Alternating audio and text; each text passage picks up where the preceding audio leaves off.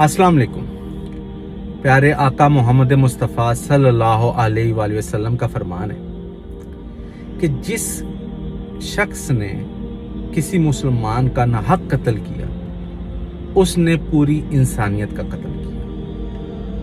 और पाकिस्तान में जो ही मौसम बहार आता है हर अखबार में एक ही खबर जीनत बन रही होती है कि पतंग उड़ाते हुए किसी फर्द का कत्ल हो गया, किसी बंदे की गर्दन काट गई, कोई ट्रांसफार्मर उड़ गया, किसी जगह पे बिजली के शॉक की वजह से किसी घराने के एसेसरीज इस्त्री फ्रिज वगैरह जल गए।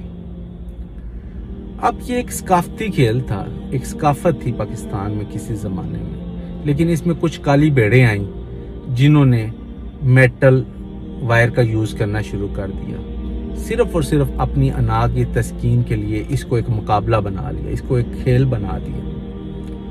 और खेल में जीतने की तड़प ने उनको गलत तरीकों के ऊपर शिफ्ट कर दिया और गलत तरीकों से उसको इस्तेमाल करना शुरू कर दिया। अब हुकूमती इदारों ने इसको बैन भी कर दिया। एक तो सकाफत के वो कातिल निकले और अब हुकूमत जितना मर्जी रोकने की कोशिश करें फिर भी वो काली भेड़ें आज भी हमारे में पाई जाती हैं। इस साल भी खबरों में आ रहा है तकरीबन कोई 5 से 6 अफराद जिनके गले कट गए। ये सिर्फ और सिर्फ किसी एक हुकूमती अदारे से ये लोग रुकने वाले नहीं। इन लोगों का सोशल बाइकआउट करना चाहिए और अपने अपने लेवल पे रहते हुए इन लोगों की शिकायत करनी चाहिए जो सकाफत के भी कातिल हैं और लोगों के भी कातिल हैं और सबसे बड़े इंसानियत का कातिल है, जिस तरह मेरे प्यारे आका का फरमान है। हमारे प्यारे आका मोहम्मद मुस्तफ़ा सल्लल्लाहु अलैहि वसल्लम ने तालीमात दी कि मुसलमान आपस में भाई भाई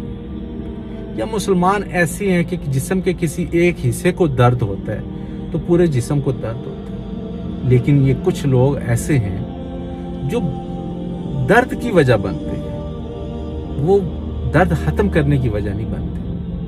तो हमें ऐसे लोगों को पिन पॉइंट करना चाहिए, उनको निकालना चाहिए ताकि हम अपने माशरे को किसी बेहतर डगर पे लेके चलें।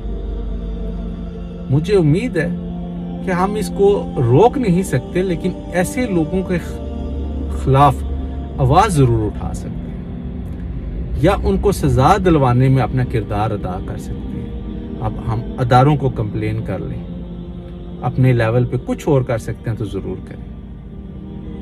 अल्लाह पाक उनको भी हिदायत दे जो किसी भी घराने में दुख और दर्द की वजह बन रहे हैं, और हमको भी हिदायत दे कि हम अपने लेवल पे अपनी जिम्मेदारियां समझते हुए इस मुल्क को बेहतर तरफ लेके जाएं।